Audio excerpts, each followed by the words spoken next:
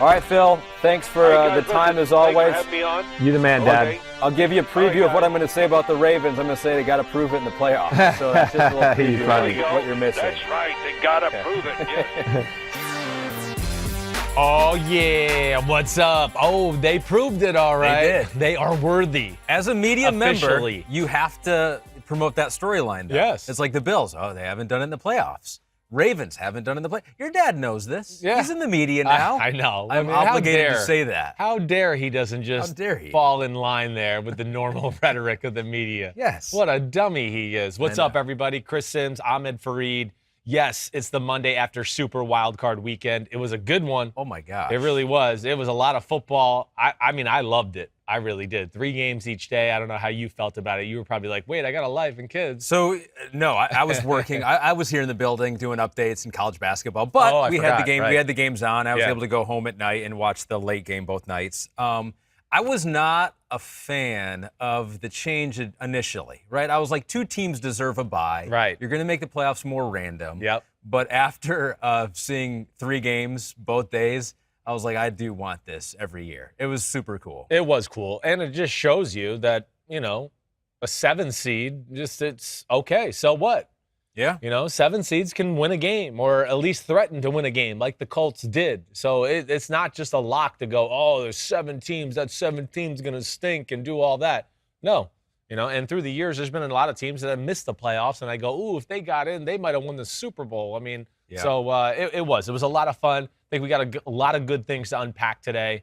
Yeah. I got a good feel for every game. I've watched a few things on film, not like deep dive, but all the major moments I feel like I got a pretty good grasp on. And I think we've got a pretty good next round here, too, because all the teams that lost, I mean, they're all good teams, but all the teams that lost had some flaws, right? Yes. You know what I mean? It's like you look at them, you're like, oh, man, I'm bummed they're out of it because I think they could have made a deep run. It was like all the teams that are eliminated now, it's like, yeah, maybe they got some things to work on and sort out. I think we got the best 8 teams. I agree. I do. And again, I'll sit here and tell you, yes, I picked Pittsburgh to win. I did. Oh. That was the only game I got wrong this weekend as far as picking the games. But I'm mad. But that one wasn't on national TV or anything. Well, You didn't have to. I know. Like, of all the ones, picks. the damn is right. But, I'm mad at myself for that pick, just to hit on this real quick. Yeah. But also, I'm mad at myself because I fell in the trap. I fell in the trap of, wait, one team has played better than the other team for the last 6 or 7 weeks, really.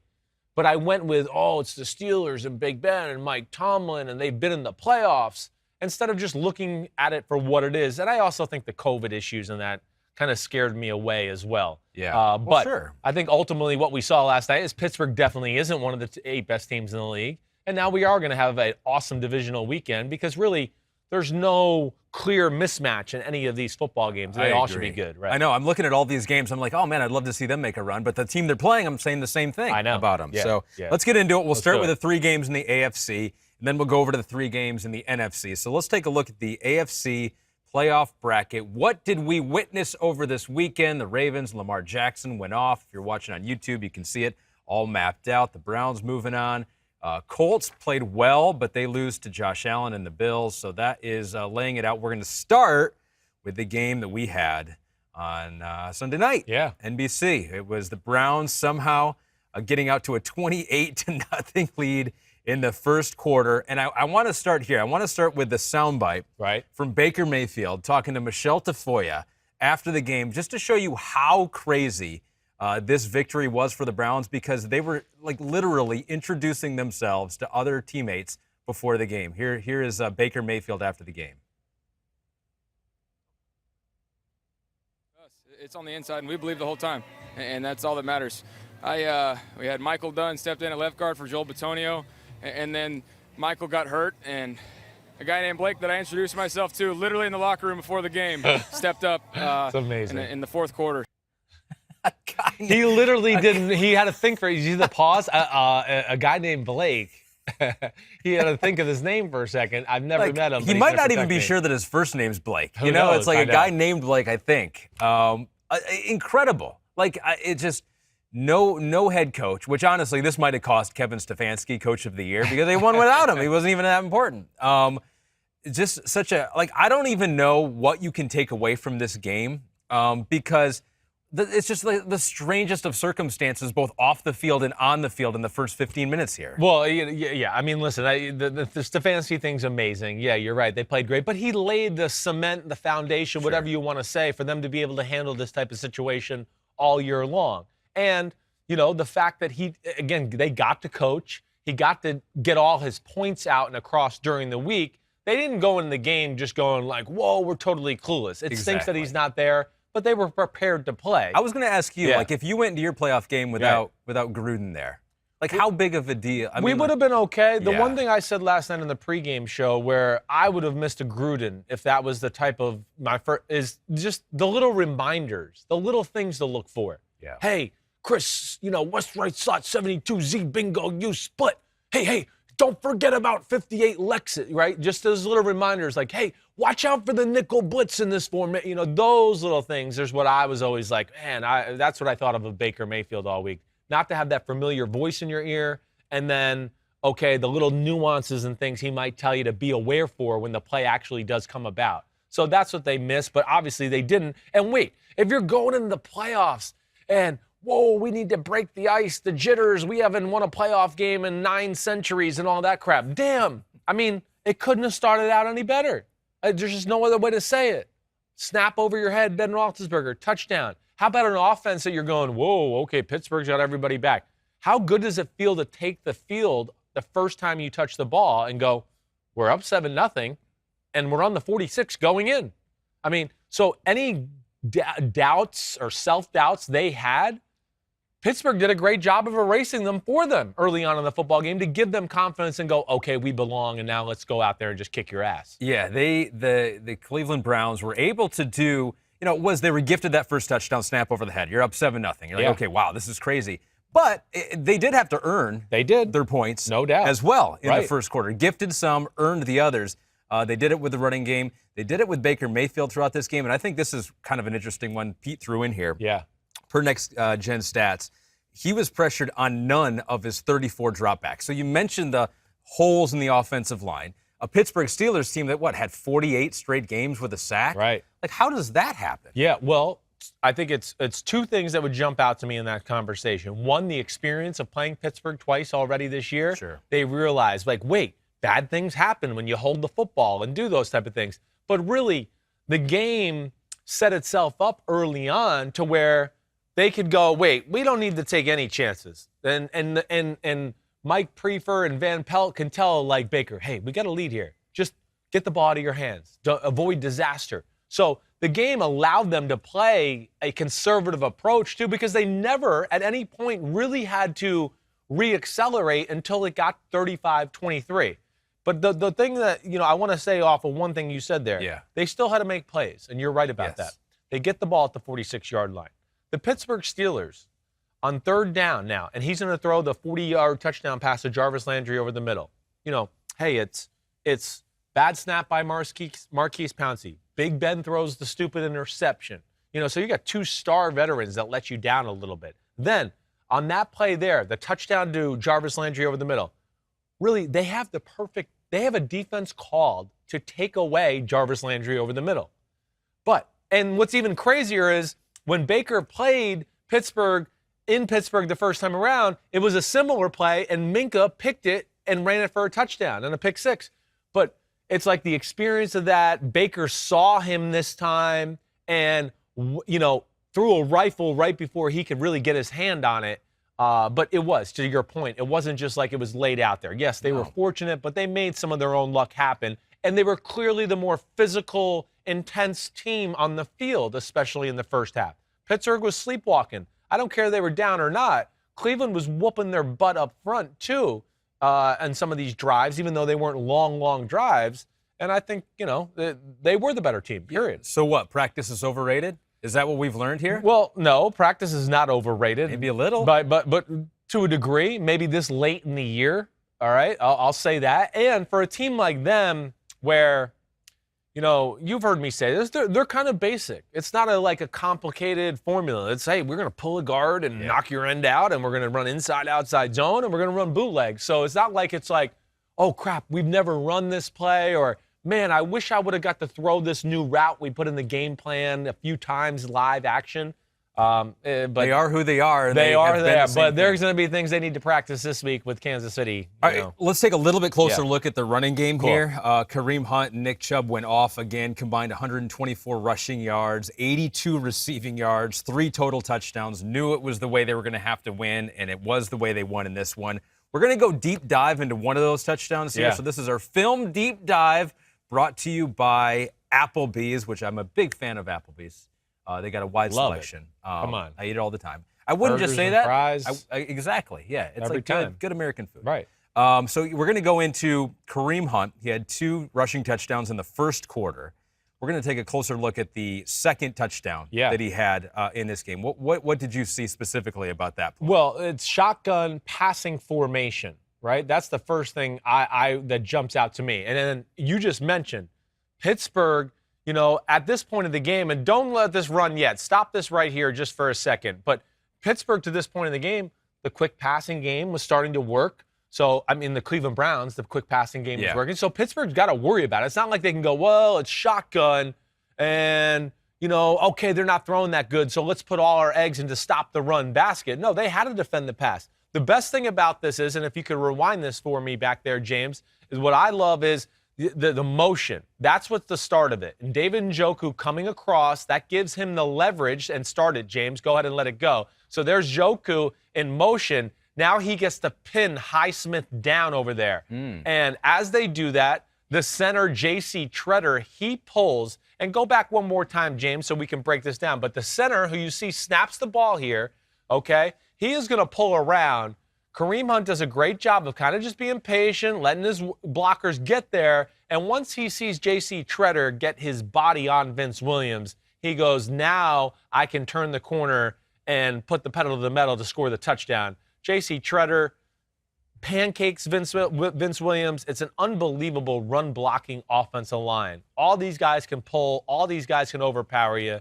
You can't just play pass because Kareem Hunt's in the game, right? You're thinking, oh, it's not Nick Chubb, it's Kareem Hunt. They'll probably throw the ball. No, he's just as talented or very close to as talented as Nick Chubb and powerful in that. But that just showed the overall game.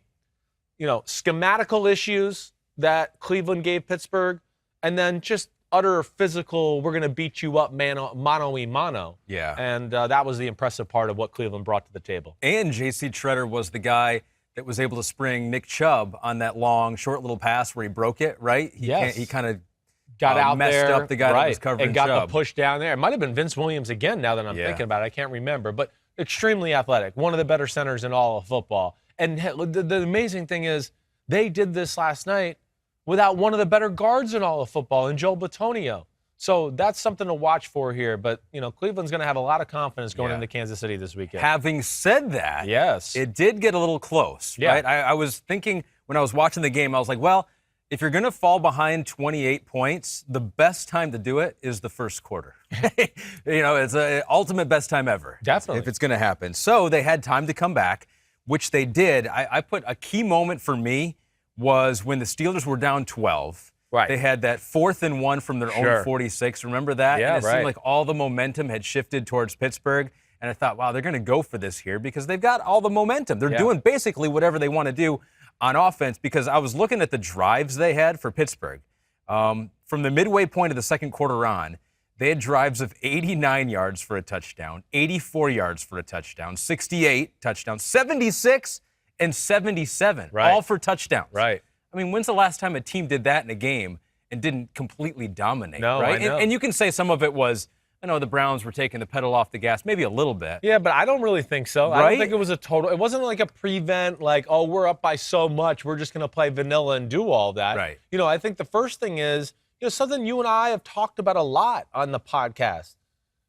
They came out in the second half and attacked Pittsburgh. Instead of like, oh, we're going to execute and throw 12 4-yard passes all the way down the field and have to play exactly perfect and pass protect perfect and catch every tight ball in every tight window. And Big Ben's going to have to throw every ball perfectly so our guys don't drop it into these tight windows. There's just too much. There's no room for error in that style of football. And you saw that last night. Oh, you miss a throw? Interception. Oh, you wanted to jam it in there over the middle? Tip pass. They've seen you do that 74 times already this game. Yeah. Oh, they got their hands up. The second half, they came out, and it was It was Big Ben with an aggressive attitude. The play calls were to push the ball down the field. And, that sometimes, all the time, makes life easier. And it makes the underneath completions open. So, because I had a lot of friends texting me like, what's Pittsburgh doing different, or is it Cleveland? And I just went, really, I think it's the mindset of the play caller and Big Ben in the second half that were the difference in why they started to move the football. Now to your 4th and 1 question. Yeah. I didn't have a problem with it.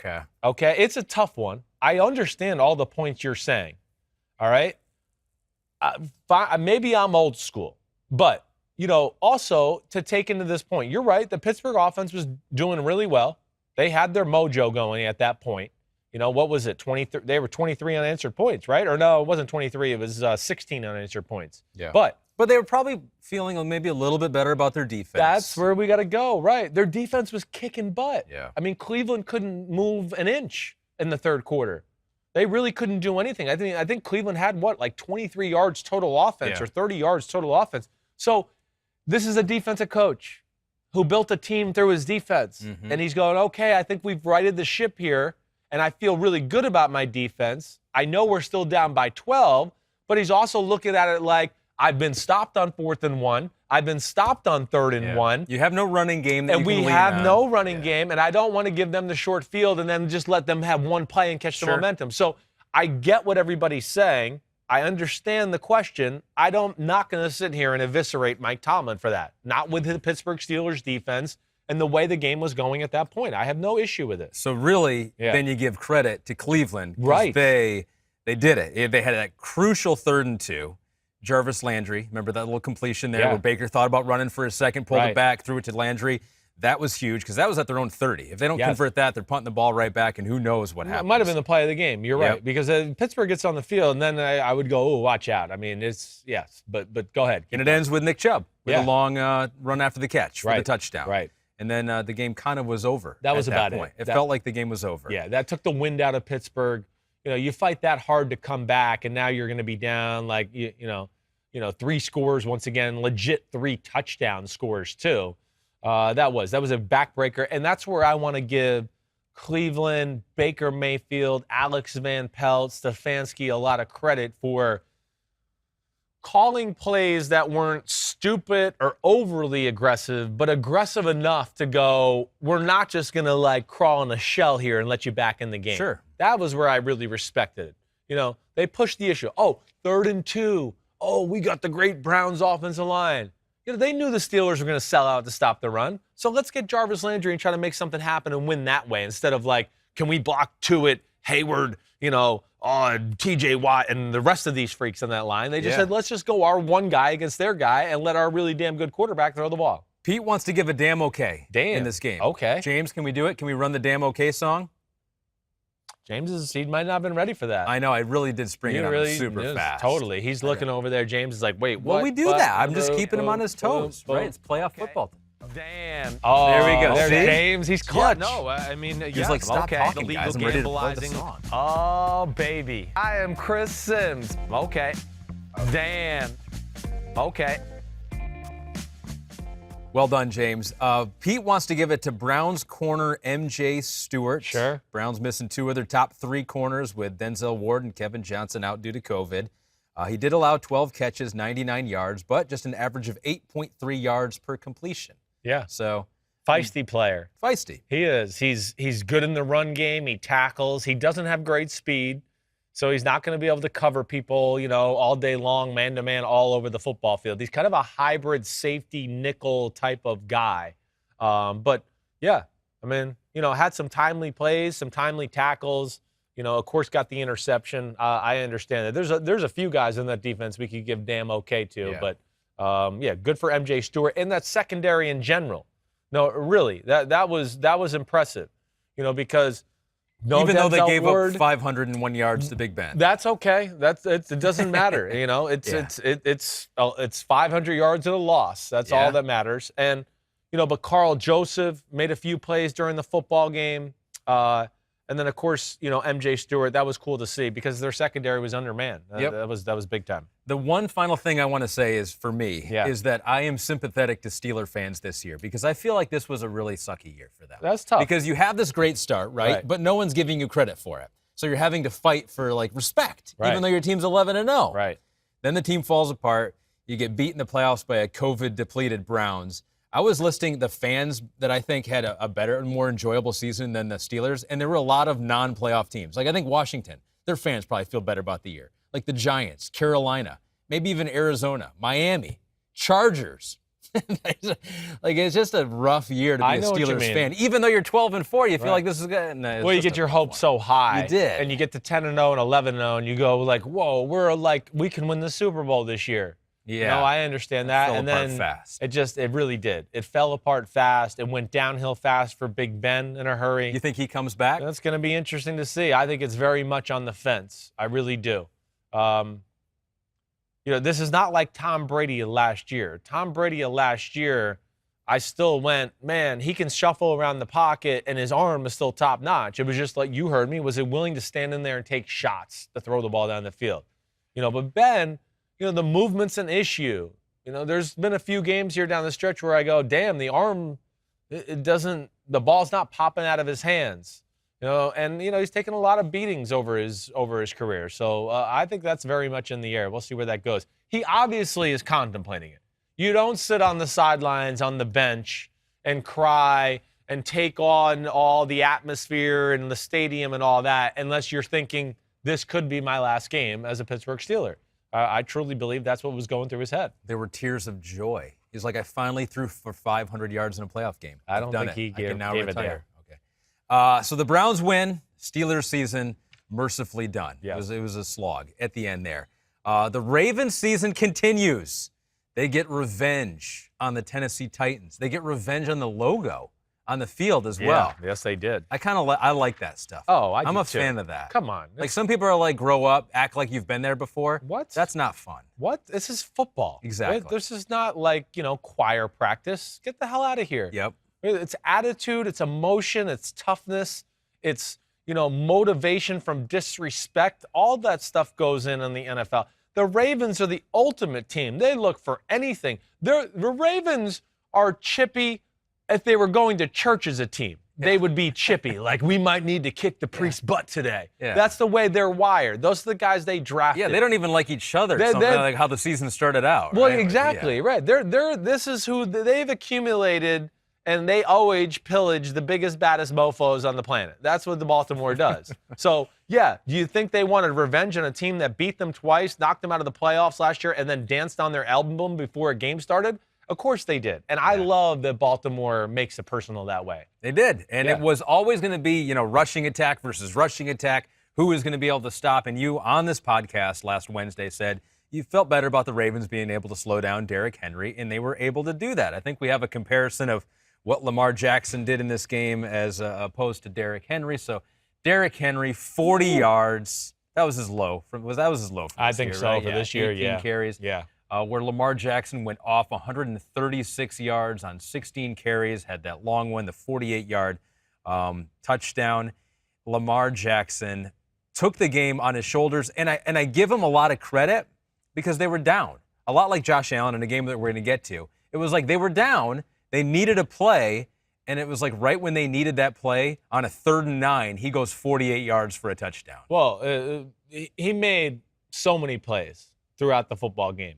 And hold on, I'll break that down in a second. Okay. There was a 3rd and 9 when they were down 10-0 and backed up in their own area, and he scrambled out to the right and threw to Mark Andrews on the right sideline, where at that moment you're going, wait, Tennessee's had the ball twice. They kicked the field goal. They scored a touchdown. Baltimore's about to go 3 and out and give them the ball back again with pretty good field position. You're going, this could get out of hand here. We better watch out. And then he makes that throw. And the game was really never the same since that point. And that's why you draft a guy like Lamar Jackson, or you pay superstars in your team, because that's what they can do. They can make a play outside the realm of the scheme or what the coach designed in a big moment to then, tip the scales of momentum into your favor. That was amazing. That drive was really good. But then, yes, I mean, the 10-3 score, they're at midfield. It was 3rd and 9, right, when he dropped 3rd that? and 9, yeah. 3rd and 9, right? The Titans, 4-man rush. They're playing a unique defense. They're playing what I would say is a game plan defense to stop what the Ravens do and Lamar Jackson. It's not something. So here we go. Shotgun.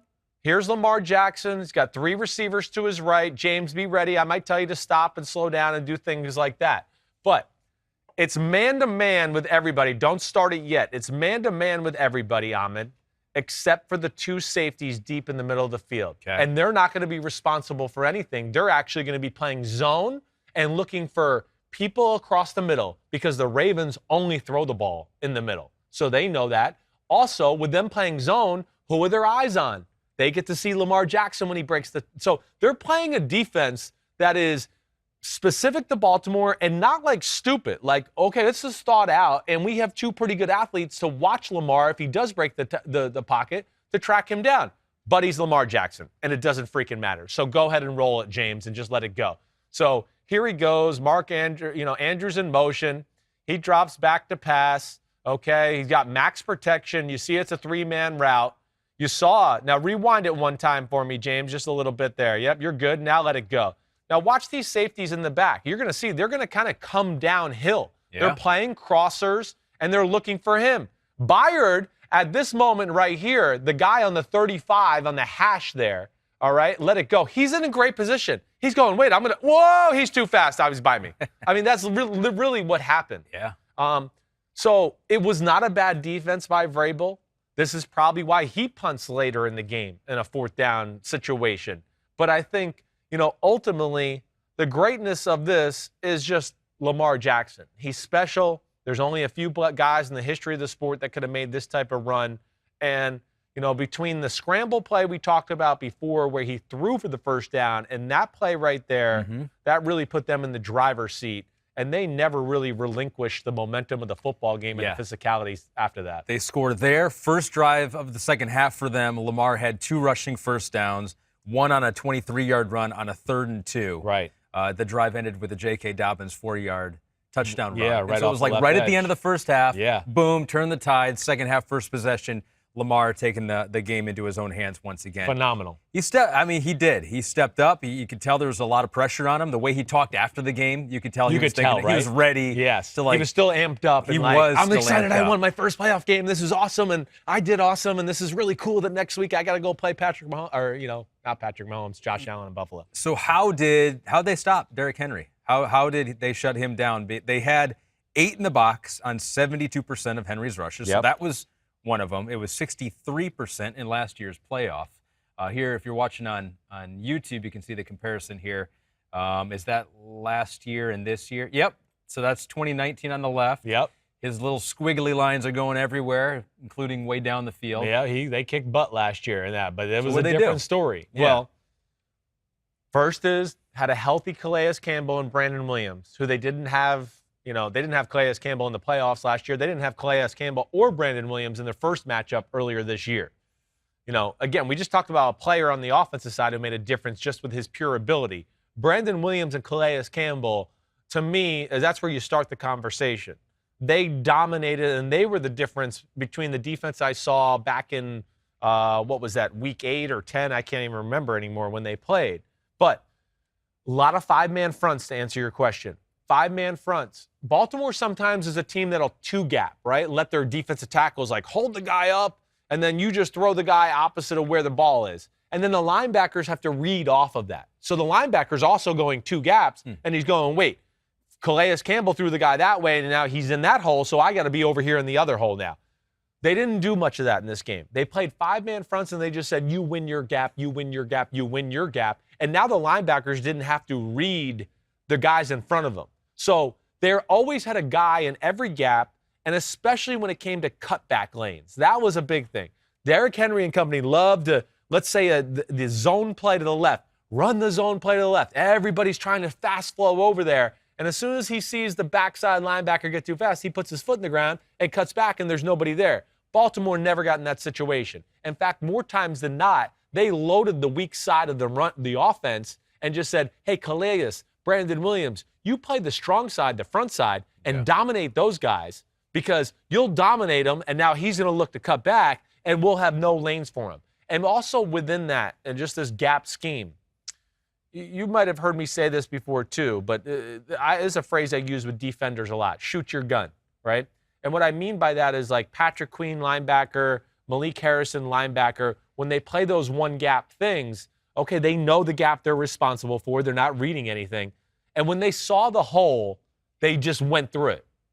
Whether Derrick Henry was there or not, you go through it because he's more than likely he's going to be there at some point. Right. And that never let him get momentum or his power or anything going to where, okay, now he's hitting you at 2 yards and driving you forward, and it's a 4 or 5 yard gain. They always made contact with him at the line of scrimmage, behind the line of scrimmage, and he really was never able to get going throughout the day. You have to trust your secondary if you're going to go with that strategy. That's where we got to go next. You're exactly right. You got to trust your secondary.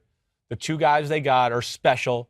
They realize, like, oh, wait, we got to stop Derrick Henry. We're paying these damn corners all this money. We're going to have to put them in tough spots. And, you know, the one thing I'll say that I don't like, the Titans' offense is an offense, too, where I just wish it was a little bit more creative. I think once Baltimore in those first 2 drives, they went, okay, wait, you got a few game plan tricks for us. All right, now we've seen them, and they settled in. You know, they were really all over everything pass game related from there on out. I really think Wink Martindale, along with the talent they have in the secondary, they did a great job of not only just beating guys mano-a-mano, but also there was some certain formations where, like I said, it's 5 and 6 men at the line of scrimmage. They're a little outnumbered in the pass game, but they were taught to, hey, when they're in this formation, they do this, and if this guy goes out, the guy behind him is going to go in, and they were all over those type of concepts. So it was very impressive. They felt comfortable. They weren't going to be caught with their pants down. That's the way to put it. Yeah. They were comfortable to put the guys at the line of scrimmage because they felt comfortable. You're exactly right. They wouldn't get exposed with their heinies on the back end. And then Marcus Peters got that interception when the receiver fell at the end of the game, stomped on the logo. The rest is history. Yeah. One possible concern here for the Ravens. Right. Comes from Cam Lloyd-Jones. Okay, what up, Cam Lloyd-Jones? Any concern about Baltimore's offense, though, after only putting up 20 against a pretty lackluster Titans D, or was it just a good game plan by Vrabel? I don't know if you can call it a good game plan when the quarterback does that. Well, that's how you know they're going to beat you. But, yeah, what do you think? 20 points against a defense that really was not good at all. Well, it's a matchup game. Anybody that listened to the podcast last week, you know, the Titans match up really well with Baltimore. Really well. I picked the Ravens to win only because I just felt like they were playing better right now. Everything as far as the matchup is concerned, the Tennessee, the biggest weakness is their pass defense. Baltimore's not a great pass offense. They're not going to be able to expose that part of it. Tennessee does have big people. They have a Mike Vrabel who does outside-the-box thinking. Hey, we'll do this with all these crazy runs and all that. So I'm not concerned. I'm not. The most important thing was to win the football game. You know, I don't have any doubts, and I think this offense will look a lot different when they play Buffalo this week, who doesn't match up as well with them as the Tennessee Titans do. So that's I'm not concerned. And other thing, and I'm glad with our guy asked this question. Yep. Here's one thing that I think really does not get talked about. 7 for 109 for Hollywood Brown. That, to me, was the most important stat of the day. The Ravens, we just talked about on the scramble, right? We're going to stop Lamar running, and we're going to stop over the middle throws. They never throw the ball outside the number. It's something I've been asking about for the last 4 weeks. Anybody's been listening to the pod. Not that it was like, oh my gosh, these are the most unbelievable plays, but enough to where you went, you better defend out there. They're going to throw it out there. Hollywood Brown had out routes, little 6-yard curl routes, the little fake speed sweeps, run around and catch a swing route. There were rushing plays, really, all of that. But there at least was the element of, if you give us the look, we're going to throw it out there to our receiver. And that's going to help their offense out long term. It's going to make people go, wait, we can't just void that area and act like they're not going to throw it there anymore. His first 100-yard receiving game since week 1 for Hollywood Brown. So a good time to get it in playoff game number 1. I got one pop quiz for you. Okay. Lamar Jackson joins Dan Marino and Patrick Mahomes as the only players in NFL history with what? He's in a exclusive group with Marino and Mahomes now. Well, they both won MVPs at a very young age. You're getting there, yeah. And then they, I'm guessing, both won playoff games at a very young age. Boom, you just got it. Both of them? There we go. Only 3 to have done it in their age 23 seasons or before. And he's really kind of beaten them both because he has a Heisman that they don't have either. So yeah, right? That category, he's alone. He's alone. He's alone in that category. Yes. It was cool. I was glad to see it. Me too. Because I really don't, as much as we joke about the narrative of like, oh, he hasn't done it in the playoffs, that sucks. It's a bullcrap narrative. When you have good players, right? Like they don't need that hanging over their head. No. It's like. So and there's other good players on their team too that lost those games. It wasn't. I mean, like we talked about. Yeah, Derrick Henry ran for a lot of yards on that defense last year. Right. Lamar wasn't out there to play defensive tackle. If he was, he would have stopped him because I think Lamar's that good. It is good. You're right though, because we don't want false narratives, and that's what that was. I understand it. But it's just anybody that knows and listens to this, it's bigger than one man. It's a team sport. And Josh Allen, he has now done it in the playoffs. Your boy Blue, my boy Blue, which I understand you have. There's a new song. I think I got 2 new songs, actually. Wait, 2. Both on Allen or no? No, one on Allen and one on Lamar. Wait, you have one on Lamar? I do. I've had it. And I kind of just, when I got done with the show today, I was like, yeah, I really do need a Lamar song. And I know I've hummed this song to myself before. So first off, what do you want? You want Lamar or Josh Allen? How do you want me to make a fool of myself? You've never done. This is the debut of the Lamar one. Right. The Josh Allen one you brought out on PFT. I did. Right, with Mike. Yes. Which I'm mad about that. Debut new songs on Unbuttoned. That's where all new songs I got need excited. To start. I got excited. It's too quick. All right, let's hear the Lamar one. So I don't even know who sings this original song. Okay. But it's la la la la la la la la la la. La la la, Lamar Jackson. Do doody do. He'll run by you. Okay. Okay. All right. Pete goes, I don't know who amazing. sings that original Pete, do you know song. who sings that? La la la la la. La, He's la, looking la, it la, up. La, la, He's la, going la, into la, Siri la, right now. Lamar La la la la la Jackson. la la. Yes. Okay, that's good. Yeah, okay. Wow, I don't know you've if it's gotten good. Very creative. I don't know if it's good. I have heard your Josh Allen one. I think your Josh Allen one is still better. Okay, good. Although I'll give you the reviews here in a second. But let's hear the Josh Allen one. Giddy up, giddy up, giddy up, Josh. Oh, I got that. Giddy up, Josh Allen. Giddy up, giddy up, giddy up. It's my boy Blue. Oh, that's good. Do. That one's elevating high. like that? You know, and Okay. that might almost be as good as my homies. Okay, It's good. gotten to that. So Sims homies, Yes. you know, they follow our account. Huge Yes, fan. right. He goes, I'm a huge fan, and mean no offense when I say this. The Josh Allen song isn't great. Big Ben is an all-time great song, so he Thank likes you. Big Ben. Nothing better than the Mahomie song. So. Okay. But Aru811 Right. says, if you don't sing the Josh Allen song multiple times on the pod, I'll be very sad. Yeah, That's awesome. don't So- worry. I think I got to go with it. It just came to me naturally last night as Yeah. I honestly, as I was getting ready for bed. Pete's come through. You ready? Yeah, It is Lovin' You by Minnie Riperton. that's who it is. Yep. No, So yeah. I don't know. We'll see if that Lamar one sticks. But I don't know. I kind of like the giddy up, Josh That one's good. There's no Allen. doubt about that one. Giddy I'm up, sorry, giddy up. Sims homies. You're right It's about my a lot. boy Blue. That's a really good song. And Thank he you. was. And you give him a lot of credit Whoa. because you think that the Bills overall, outside of Josh Allen, probably deserve to lose this game. Without a doubt. They don't win this game unless they have Josh Allen or some quarterback of that nature, which is there's only like 3 of them on the planet. So, that's Mahomes or Rodgers or, Deshaun Watson right now. I mean, that's who we're talking about. It's that type of guy. But dominated it on both line of scrimmage. They couldn't run the ball. Josh Allen was the only way they were going to run it.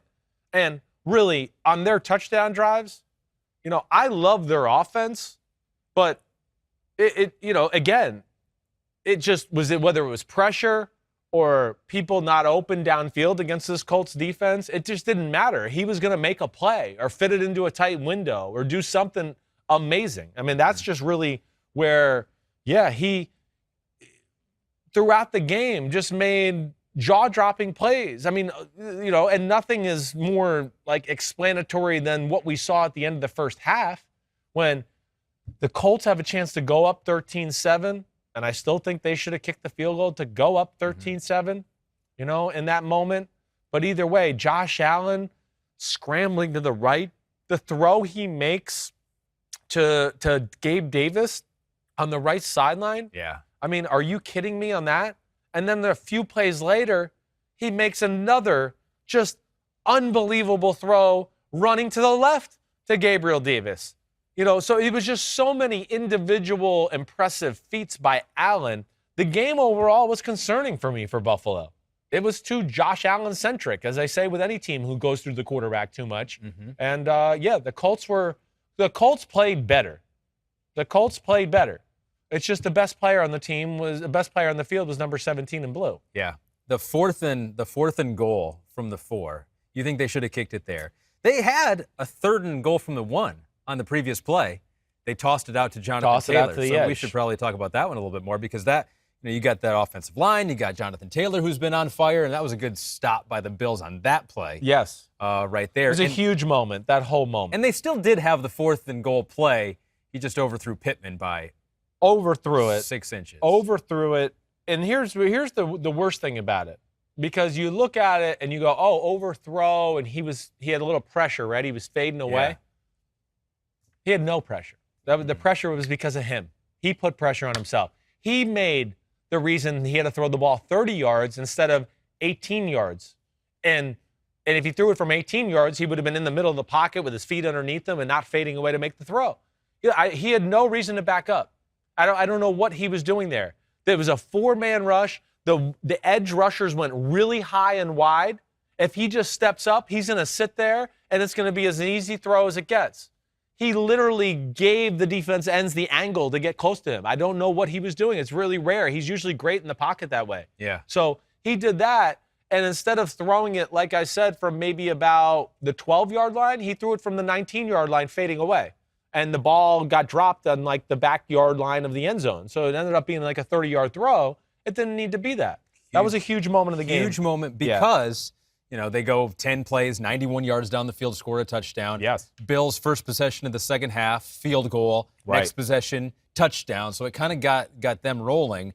But at the same time, I do feel like we got to give the Colts credit because I don't think we knew. We thought, okay, if they get down 14, they're over. They got to get the lead, lean on the running game. But no, they got down 14 and then go 7 plays, 75 yards, touchdown. And then 5 plays, 76 yards, touchdown with Naheem Hines and a Doyle long touchdown. They had big plays. The Colts offense was big play offense in the second half. The Bills defense was totally compromised in the football game. It's something I wish I would have kind of explained better last week and maybe even had a little more foresight of what was about to happen here.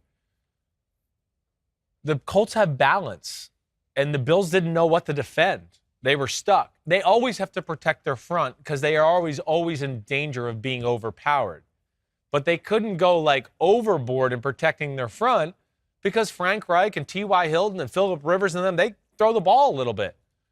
They exposed them with about the same 3 pass patterns the whole day.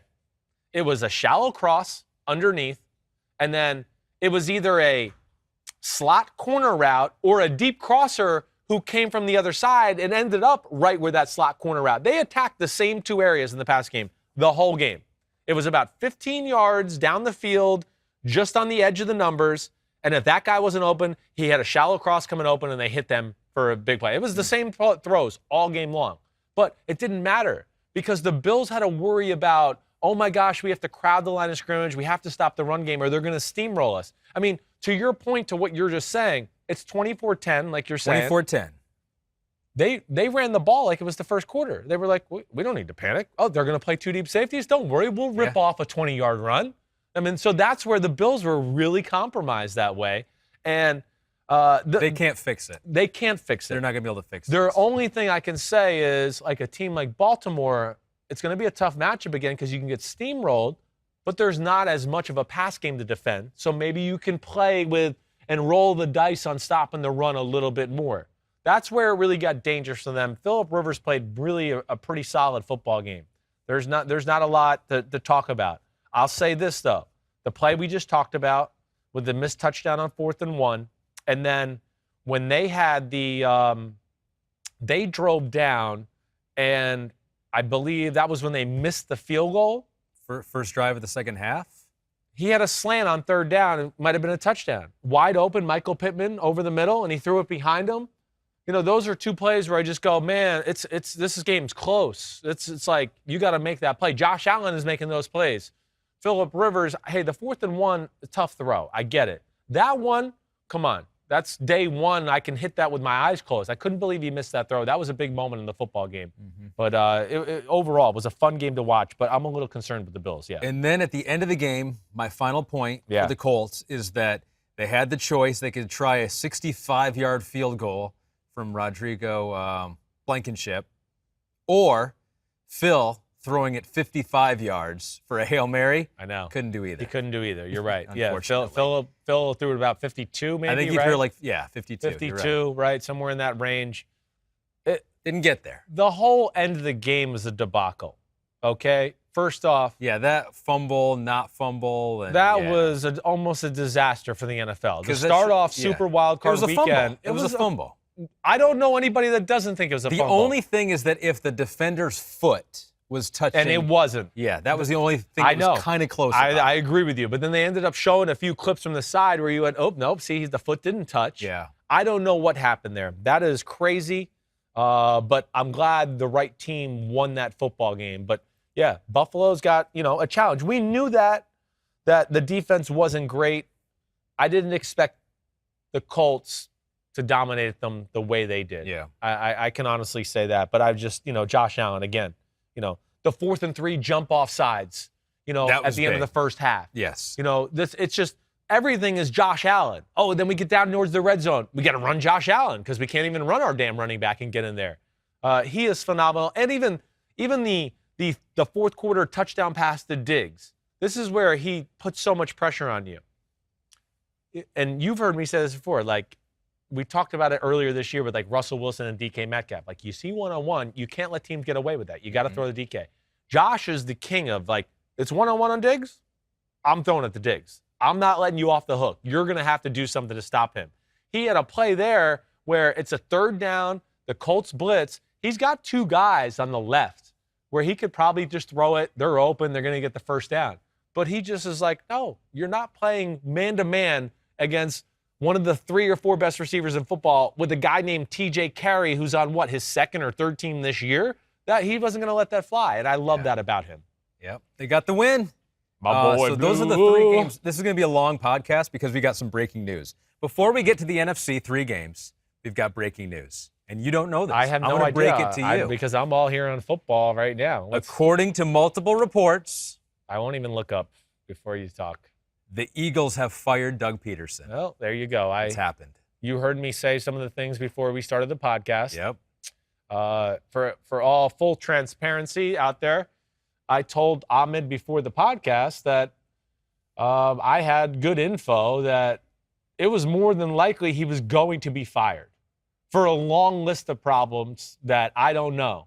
But I just know that end of the year meetings didn't go all that well. I don't think the organization heard the answers or had the vision going forward. I don't think they liked what came out of Doug Pederson's mouth. I don't know how much the end of the season and the quarterback situation had to do with it, but I think there's more there than we know from what I was led to believe. Wow. I'm still shocked it happened. I can't lie. When's the last time you've seen a coach have a job at the end of the season and then within a week do things to not have a job? I know. That's unusual. It is. It's right? and especially for a guy who, went to the playoffs, 3 years in a row. It's the first year they missed out in a while, won a Super Bowl. Is he a good coach? He's a good coach, yes. I'm not going to say he's a great coach. He's a good coach. He is. But, this is going to be intriguing because, like you just said, these type of firings don't happen. No. And not however. So I think there's got to be more than meets the eye here. And I think that's what's going to be really important to his future is, people are going to dig now and go, wait, what was wrong in Philly? What was going on behind the scenes?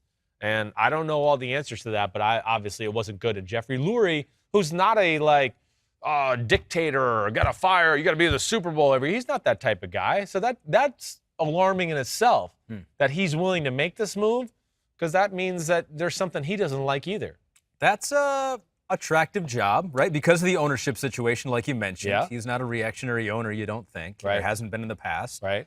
And you got the Wentz situation, but who knows how that could resolve itself. Probably an attractive job. Yeah, It is a good job. It is. The best You have some now? issues. I don't know if it's the best. I wouldn't say that. There's a lot of issues here because of the Wentz issue. There's going to be some rebuilding on their defense. I think there's, defensive line needs to be revamped.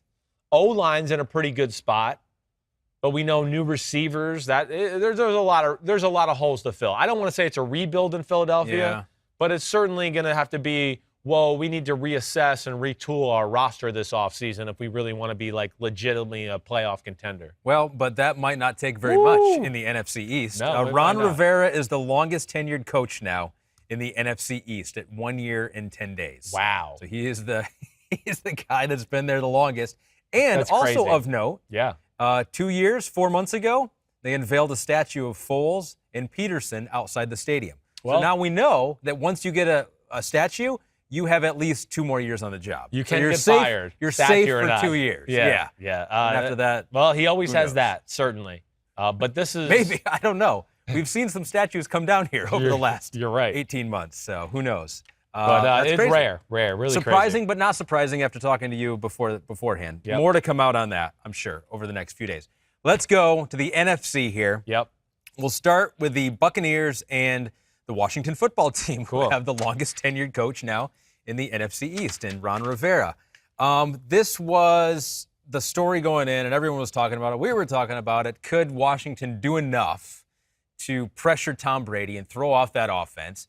And they really couldn't. I mean, offensively, the Bucs looked really good. Yes. The worry for them is that the Washington football team with Taylor Heinicke threw up 23 points against them. That is the worry. But, so offensively, they look good. And I think it was maybe one of the better performances of our playoff weekend here. Yeah, well, they were sharp on the offensive side of the ball. I mean, even when they stalled out a little bit in the third quarter and stuff, it was more of their mistakes than I looked at of going like, oh, Washington's outplaying them or anything like that.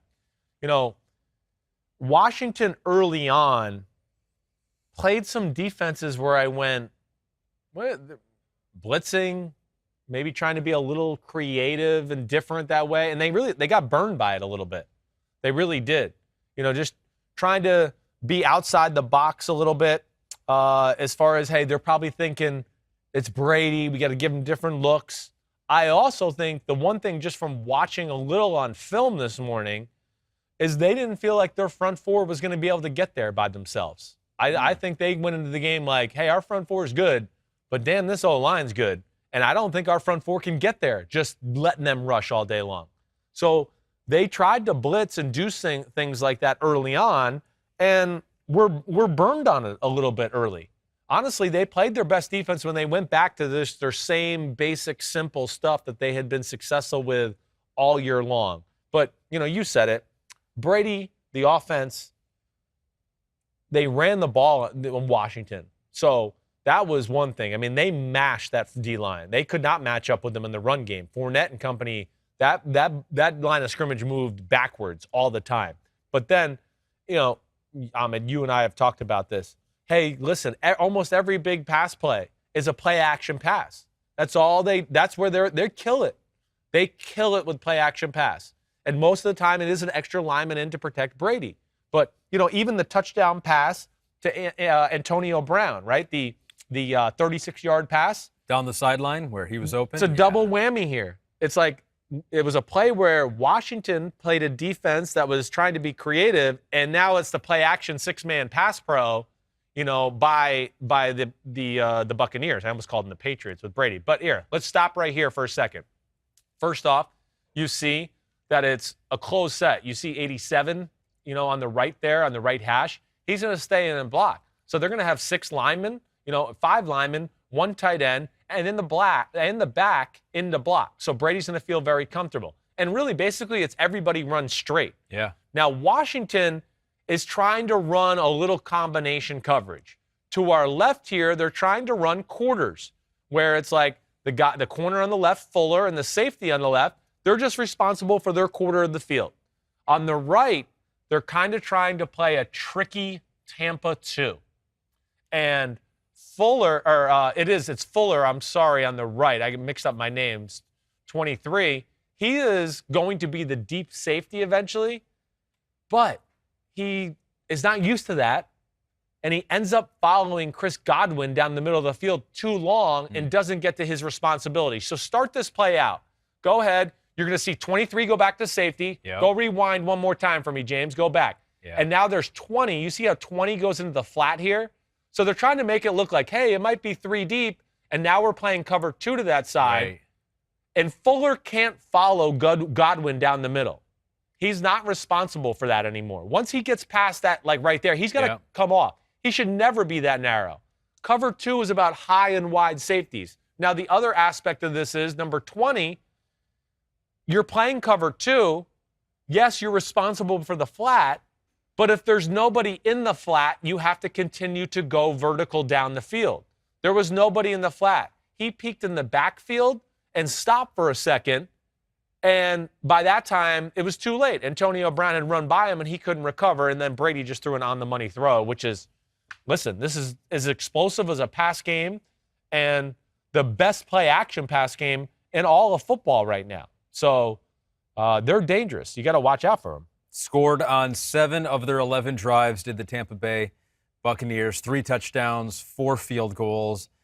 Despite, Payne and Sweat and Allen all had multiple hits on Brady. Yeah. They did contain Chase Young. No quarterback hits, no tackles for a loss. I know he was a little gimpy in the game, right. but, that's huge. Not all teams, even if you want to, can figure out a way to do that. It speaks to the offensive line for the Bucs there. Exactly right. What about for Washington? I think they got a lot of hope at the end of this game with Taylor Heinicke. Maybe they found something with him. He's a pending free agent, so he might not even be back, but he was able to improvise and make things happen. It's like a movie. I don't even know what that was. It was like, am I watching real life, or is this some like feel-good movie about the guy who got, he got wronged and now he got his chance, and it's like Rudy Rudiger got to go out there and play. Right. In a playoff game. In a playoff game, it was amazing. I was sitting there next to my wife in the second half, right? I got done with halftime. I go home. I'm a little behind. I only live about 15 minutes from here. And I'm just like, we're both like, oh my gosh, because we're just sitting here like, Brady and the Bucs are going to blow them out. Brady and the Bucs. And then he just keeps making one play after another. Good for him. It doesn't mean he's a starting quarterback in the NFL, but that was still phenomenal. And it means he's a backup quarterback for sure.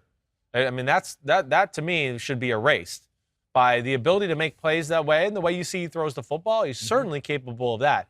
But I think the big thing, I love watching him play and the plays he made and everything like that. But again, I'm more concerned about the teams that are going to be playing this weekend.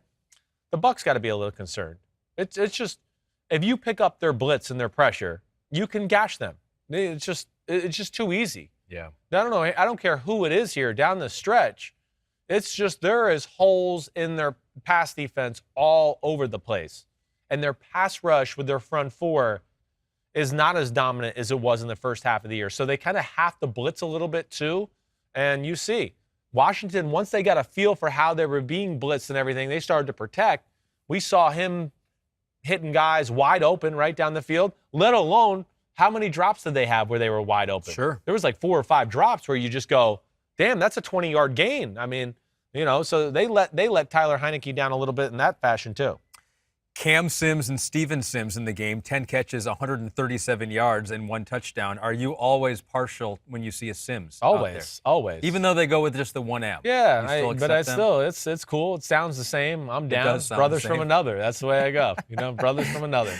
Good game for them. Good game for Washington overall, even though they lost Tampa. They got some issues, but offensively they can keep up. Definitely. Just about any team out there. Just about any team there is. Able to score 31 against a good defense here. Rams scored 30, not all with their offense, as they beat the Seattle Seahawks in Seattle, 30-20. It's the 3rd home playoff loss in franchise history, the 2nd against the Rams for Seattle. Although it was kind of sad when they'd show the wide shot of the stadium. That was one of the times where this weekend I was like, man, that's a bummer, right? That place should be rocking. Yeah. It should be loud. Right. There's no one there. I know. I felt the same way with Pittsburgh-Cleveland last night, too. Yeah. It's just like, but you're right. There was a few of those instances this weekend where you're just like, gosh, yeah. I missed that. I wanted to forget about coronavirus. I know. Why is it I not know. letting me do that? I think that was the cool thing about watching Tennessee, though.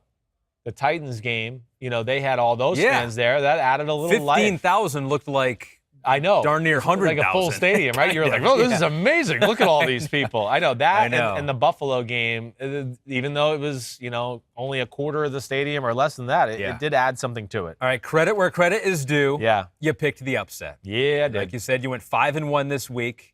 20-2 in straight-up picks the last 2 weeks you are. Yeah. Wow. I know. You've got your game going right now. I think straight-up picks, Pete brought this to my attention, like, of all the people in media, yeah. I don't know going into the last week, I was second in all people in media. Just picking Pete has games. tabulated all media people. No, some other website did. We Wow. wouldn't trust Pete. We can't trust him. Pete doesn't Pete trust him he anymore. doesn't trust exactly himself. right. But my straight up picks have been pretty damn good this year. Weak Sauce 13 says, props to you, Chris. You were the only analyst I saw who picked the Rams. It was the easiest money I won all weekend. So he used his own money because of something you said. Cha-ching. Well done. Booyah. So I think it was a really solid performance from the Rams. I mean, down to Jared Goff, who's got a bum thumb. You lose Walford early in this game, with which I don't think that was a dirty hit. Do you No, think that was I don't dirty? either. I didn't at all. No, really. not at all. Like Listen, Adams wasn't even going full speed. He was just kind of like. It's a running quarterback. Yeah. He's already, again, we got to imagine what you're doing playing football. A guy's running at you, all right? And he's running at you full speed. So as he's getting closer, you're going to get ready to wait, I got to tackle him. Now he's making a cut and putting his foot in the ground and getting low. So you're going, wait, he's about to go through this little hole here. I need to start getting low and getting down there to it. Oh, wait, he's a quarterback and now he's getting down. Hold on. Let me stop midair and stop myself and not hit you. Some of the things they are asking of the defenders right now. It's like we're all watching. Not realistic. We're all watching it in slow motion and thinking that that's how it happened in real time. It's just not true. fair to the defenders right now. And if you look at the play too, Tyler Higbee was supposed to block Adams, didn't even get a fingernail on him. So that was a problem. Tyler. Right, that was a problem there too. But despite that, the Rams still win this game. And I think you put out on Twitter, what do you want to talk about? And there were so many Seattle Seahawks fans that were apoplectic after this game. Yeah. Espresso3 says WTF went wrong in Seattle halfway through the season. Does the OC need to go? Was it injuries? What's wrong with Russ? He was the worst quarterback on the field Saturday. And there were a lot of comments like that. Like people in Seattle are like, what happened? Because the year started with a big play offense, not a good defense. Right. And it ended that big play offense just evaporated. There was never anything more. The offense never continued to grow or build or give you any curveballs or changeups. It just became too predictable, too easy for defenses to break down. Like I just talked about before, where, defenses are taught, hey, if the slot receiver goes this way, that means the outside receiver might go this way too. Or there's always a little bit of a correlation, right? Yeah. And if you're too basic and don't mix things up and self-scout thyself, you can fall into a defense can go, wait, I can cover all three of these receivers with one guy if I just play him like right here. That's the issue. I like Brian Schottenheimer. I love his run game approach. They probably could have ran the ball a little bit more in this football game, honestly. But anybody who's listened to me, I go on the regional sports network up there in the Seattle area.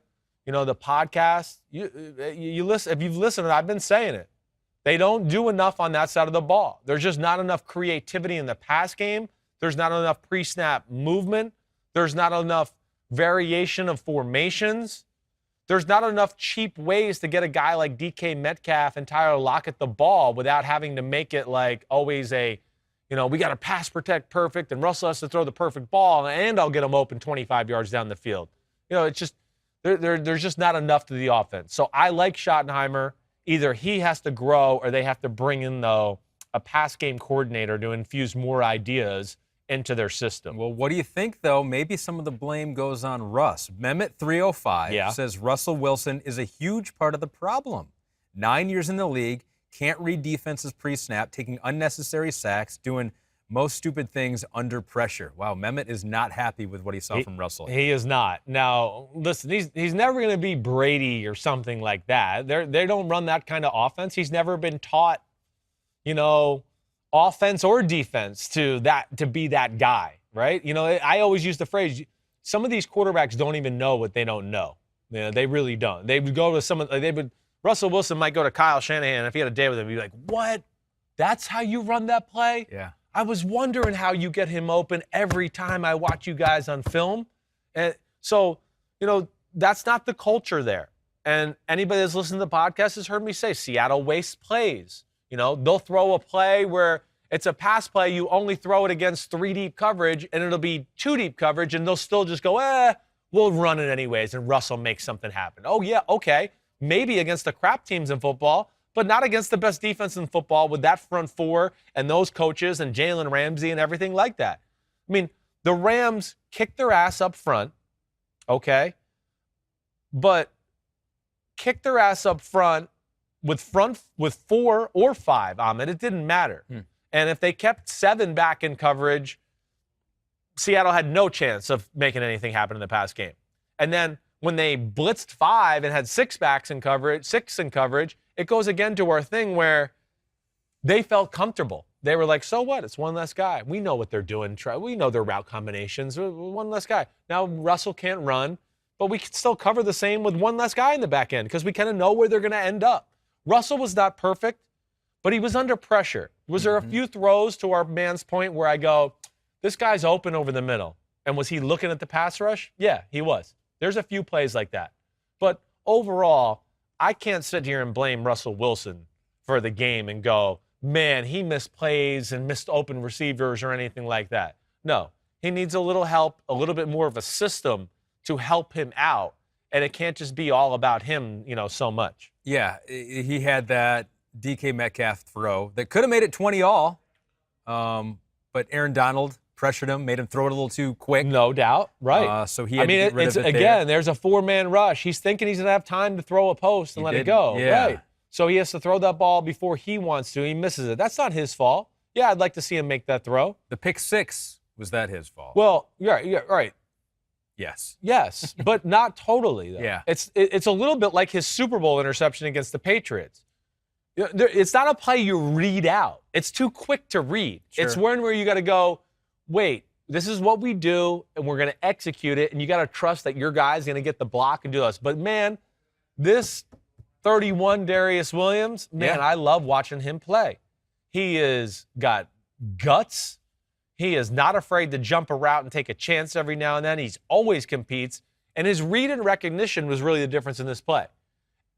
When the motion came over and DK Metcalf now is in motion and now he's going to turn back to Russell Wilson. I mean, as Russell is getting the ball in his hands, Darius Williams is already running up. Yeah. He's already running up. There was a wide receiver there that He's was supposed to try block. to get him, but he made such a quick reaction. It was like, I mean, he almost overran the ball. He almost ran by it and didn't even intercept it. So it's really just a phenomenal play. I don't blame Russell Wilson on that. I blame, again, the predictability of the offense, because that's what it was. To give Darius Williams, he's like, wait, I've seen this too many times. I'm going to jump it. And that's all there was to it. So that I don't blame on Russell Wilson.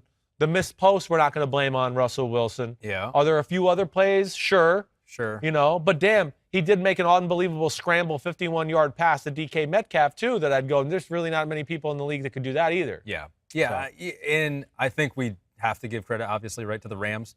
Yes. I apologize to Rams fans. I feel like this has been heavy negative Seahawks, but the Rams came in knowing what they were, knowing not with one healthy quarterback, leaning on a defense that was statistically the best in the NFL this season against, the run and the pass, really. Yeah. Not a whole lot of weaknesses there. So defensively, they relied on what they've done all year.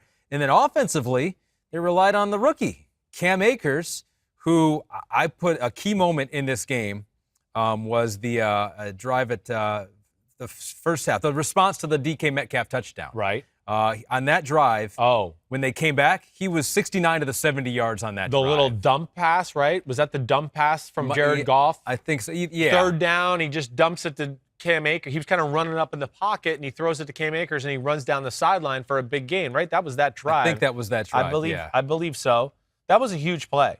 But he had 130. But you're right. It was 3rd and 9. It was 13-10. Yeah. Right, that was it. He had 131 yards rushing on 28 carries. So and he I'm not going to say he was a disappointment, but he came in with a lot of hype in this year. It was like, oh, they're going to ride on Cam Akers. He's the missing piece to that offense to take some pressure off Jared Goff. Well, it finally showed up in the playoffs. It showed up. It showed up in the month of December. He was amazing then, too. You know, he just got off an ankle injury. You're right, though. He was a little underwhelming at first, just like a Jonathan Taylor with the Colts. I think running backs sometimes are a little like, you know, what's NFL life like? And they can't just put the pedal to the metal yet because they're still thinking and everything's new to them. But he was the MVP of that offense for sure. I mean, that play, I think, to your point, that drive was huge. That play specifically, that was the best play Jared Goff made all day, in my opinion. You know, he did some good things. I don't want to take that away. His toughness and playing in that situation was the best thing he did. But you're right. It's 13-10. You're like, oh, man, the Rams offense, it's nothing special, certainly. It's Strugglesville. And, you know, and you're thinking, ooh, Seahawks got the momentum. He makes that play. Akers goes down the sideline, and then they run it in a few plays later. Here's the thing, I just a little X's and O's. The Rams are like the Tennessee Titans a little bit. They want to run the zones and look for the cutback lanes. They love inside, outside zone, cutback lanes, do all that. Seattle really overplayed the cutback zone stuff. And he did a good job of not overdoing. He stayed front side a lot, is what I want to say. They ran a few different plays in this game where it was like, you know, it's going to look like we're trying to run the zone cutback, but you're going to stay front side because we think they're going to slant weak to stop the zone, and let's just mash everybody down. He had a few of those runs, and I think the run on that drive for the touchdown was one of those where they were playing cut back to the right. He runs to the left. They're playing, oh, he's going to cut back to the right.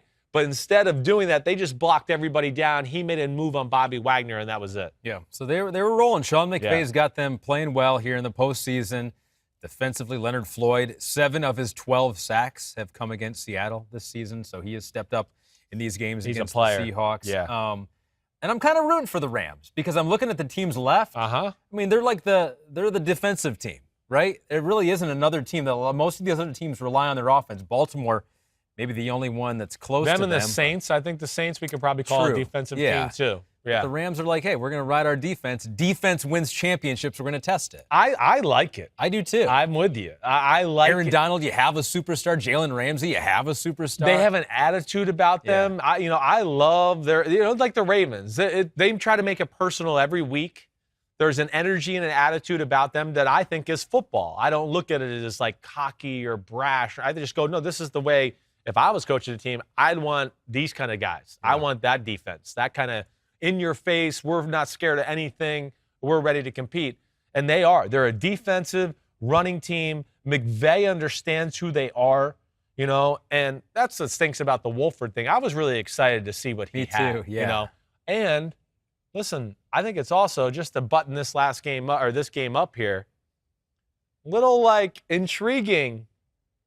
McVay is still leaving the door open.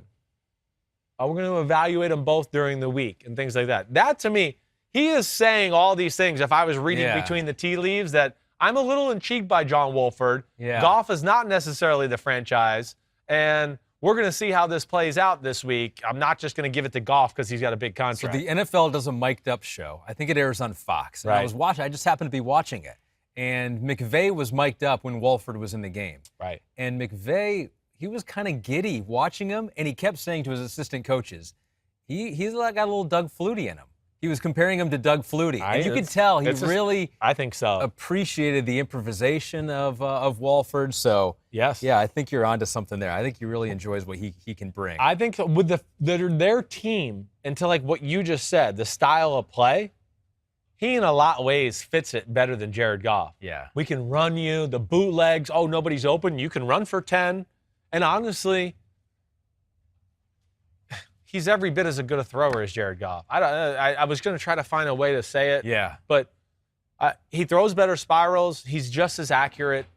So that's why, it's going to be – I'm going to be fascinated to see what happens. LaFleur versus McVay, there's the history of that. The number one scoring defense versus the number one scoring offense. I'm excited for it all. Me too. Devontae Adams versus Jalen Ramsey. That's a good game. Aaron Donald against some of those offensive linemen. It's going to be fun. But I'm rooting for the Rams. One team I never root for is the Chicago Bears. I don't like them, and I've made that well known on the pod. Good for you. And it's just growing up in Michigan. You know, you gotta hate all the Chicago teams, but I hate the Bears more than any other Chicago. We know that. Wear it. I like it. And they came into this game and they did exactly what we thought they would. They did nothing until the last 99-yard drive in garbage time to end the game. Isn't that insane? 140 yards before Isn't that insane? 140 yards. So they are a defensive team. I think you should put them in that category. They're a defensive team. Yes. Yes. But yes, you're right. That to me was one of the things I brought up this morning because I was like, they went 99 yards on the last drive where the defense did not give a damn about anything. I mean, that was an ass whooping by the Saints defense. An ass whooping. I know that the Bears had a chance with the trick play to get some momentum and all that, but it's just not enough offense for a defense like that, the way they're playing. This isn't the same Saints defense that went into overtime with the Bears earlier in the year. This Saints defense is all systems go. You know, Dennis Allen does a lot of cool things, and the formula of just run the ball and bootlegs is just not enough against a team this talented along with the coaching, and they were just smothered throughout the day. No, the Saints offense, that was a struggle. Yeah. I mean, the Bears defense is pretty good. It is pretty good. I did like the play where Latavius Murray was blocking Khalil Mack and fell down, got up, and Breeze moved just enough to get it to him for the touchdown. Play of the day for that Drew. was the play of the day, right. I thought. I agreed. For that offense. Because Latavius is blocking. He's nowhere. He's not supposed to be in the route at all. Nothing. Nobody's open. Drew's, okay, wait, I'm buying time. Please, somebody come open. And really, I think he just went to him going, wait, I have a throwaway spot. But then he realized, wait, he's standing on his feet, and I can give him the ball now. Yeah. And he does it. That was a phenomenal play. And really, only a guy like a savvy veteran makes those plays usually, like a Drew Brees. We have a play for you to break down with Drew Brees and Michael Thomas. We saw him get their touchdown, first touchdown from Michael Thomas, and then this 38-yard reception. Right. It was the first pass from Brees to Thomas this year that was 20 or more yards downfield. Yeah. Well, I do feel like there's a little bit more of a concerted effort in the last few weeks of the year, even with Drew in the game, of let's not throw every ball 5 yards. Let's start throwing at 15, 20 and doing that. And this is what this was. This is a little, and go ahead and roll it, James. It's a play action fake, okay? And Emmanuel Sanders is going to go on the deep corner. So there's the little play action fake, deep corner. And then Michael Thomas, I'm going to rewind it one more time for me, James. But Michael Thomas almost follows, right, Emmanuel Sanders? So now the defender, as he goes, he doesn't know. Is he going to across the field? Oh, wait, he's coming back out? Yeah. And it was a good throw by Drew and all of that. But I do think, again, you know, Drew wasn't on fire yesterday. But like you said, that Bears defense and scheme, it matches up well with Sean Payton's offense. But I do think they're trying to make a concerted effort, though, to push the ball just a little bit. Not that they have to be bombs away and all of that, but I am seeing Drew come away and looking downfield and trying to push it into those windows, like I said, that are anywhere from 10 to 20 yards, you know, down the field, sidelines or down the middle. You think that's the last game for Mitchell Trubisky with the Bears? I don't. I'm not going to say that unless they're given a slam dunk. Like, okay, this guy is definitely better. Matt Ryan's coming to Chicago. Matthew Stafford's coming to Chicago. If you don't have something like that, then you stick with Mitchell Trubisky. Don't bring in some Nick Foles type of, well, we think he might be able to beat out Trubisky.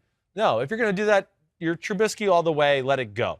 The Bears, you're closer to the top than you are the bottom. So I don't look at this as a rebuild.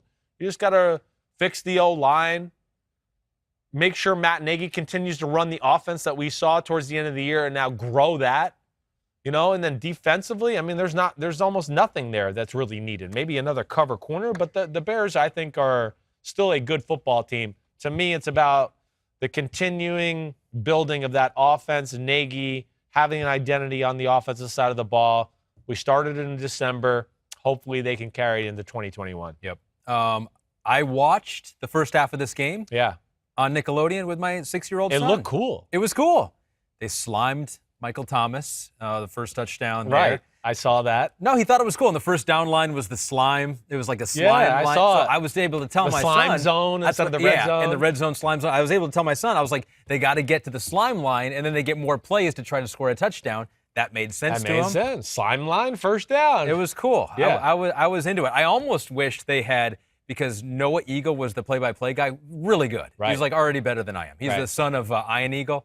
I almost wish they went like more like kid-centric, right? Like just a kid being like, oh my God, I can't believe, what are they doing here? Because it did sound still like a NFL football game. It was very official. Nate Right. Wilson was the Nate color was commentator, so it wasn't totally like this left field production, but Right. I enjoyed it. My son It enjoyed looked cool. I couldn't hear it. We had it on in our viewing room. You know, we're watching the normal telecast, but one of the TVs had it on, no sound. I got a kick out of it. Some of the, you know, they scored a touchdown and SpongeBob was there dancing with them in the end zone. Yeah. I mean, they had some really cool things, right? It looked good. That's a good job by the NFL and Nickelodeon. Next year on Peacock, Chris Sims, Ahmed Fareed with the kid broadcast. There Okay. we go. I All don't right. know if Sunday I'm Night kid Football. material. I'm a little dangerous for That kids. is true. That's a good point. Yeah. That is a good point. Okay, so that's all 6 games. We did it. Booyah, We we made it did to it. the end. We hit it all. So now what I want to do is we finish it like this. Every year at the end of the year we lose teams, and we lost 6 playoff teams, and so we've got Requiem for a Team. Pete, do I need to go in any specific? And you wore pink and blue today. You didn't want to I wear know. black and send these people off official? That's a good point. Any order I want. No, that's true. This is kind of darker here, but not. Okay, James, do you want to give me the Requiem music to Cue get the me in music, the proper James. mood here as we bury these 6 teams? Oh, there it is. It's a somber Monday. It's so sad. It is. I have It's a like case of the Mondays. another Black Monday. All right. Here lie the Pittsburgh Steelers, a team that caused the 72 Dolphins to pop champagne mid-season and then caused their own fans to drink heavily thereafter. It was like just a lot of drinking. A lot of drink. From that point forward. An ending that came very quick, making people in Pittsburgh quite sick. And oh, by the way, I would like to say Big Ben just threw one more pick. He's still racking them up there. Rough end for them. Rough ending. Here lie the Indianapolis Pittsburgh. Colts, a team that was so boring that even Colts fans are glad they no longer have to watch them in the postseason. How dare you? I know. They were okay. They were a little Just boring. They're just a go little with boring. your rhyme. Be quiet. All right. The defense gave teams a fit, though it did fall off just a bit. Jonathan Taylor is fast, did all he was asked, but at the end, they're all saying, "Dadgummit." They all are at this point. All like Phillip Rivers. They all are saying Dadgummit. Shoot darn. Shoot darn. Here lie the Tennessee Titans, a team that showed very little interest in defensive schemes and also COVID protocols at times this year. So both were a little shaky. A little shaky. Yes. A little shaky. Derrick Henry is a beast. For 2,000 yards, he did feast. But against Lamar, running like a V12 car, you need to spend more time with your priest. That's the only way to stop You just gotta him. pray. You have to pray. That's all, and it didn't work. That was a good one. That's my favorite one yet. I like that. Here lie the Chicago Bears, a team that taught us less about how to play football this season than the Nickelodeon broadcast they were on. You watch them and you're like, I don't even know. I don't know what they're doing. I don't know how to play this game, and neither do they.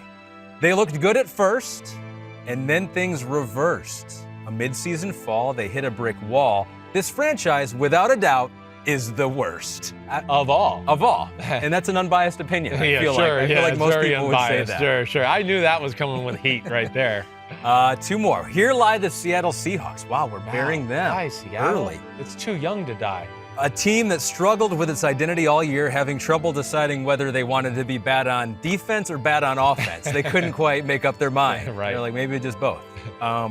Russell's start was of note. He looked like the GOAT.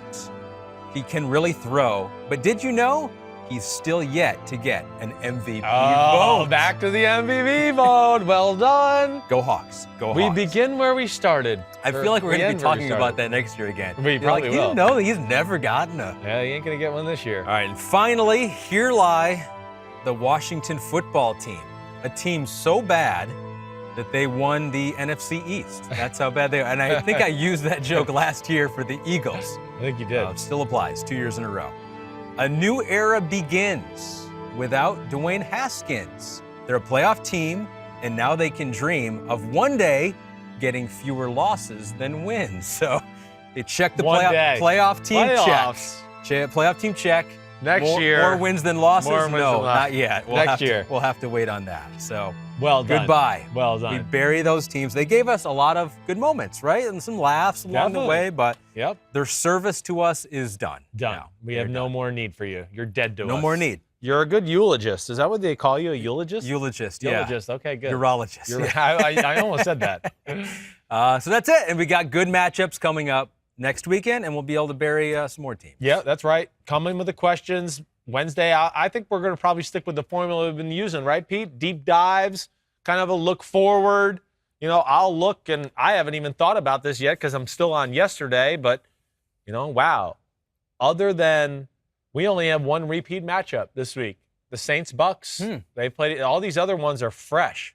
So that'll be cool. We don't know how they really match up. I'll do my best to kind of break these down, forward look. I'm going to deep dive some more of these games of what went on yesterday just to get a little more nuanced. But send in your questions, please. Ahmed, you the man. That Appreciate was fun. You. Yeah, we made it through. We made it through. We did it all. Everybody be safe out there. Be healthy. Take care. Do what's right. And peace out. We'll see you Wednesday. Clap it up.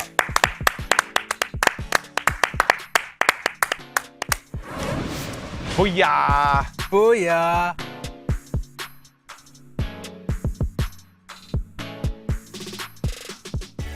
Yo, what's up? Come on, man. Subscribe on YouTube to Chris Sims Unbuttoned Podcast. I need you. Please hit the subscribe button, please.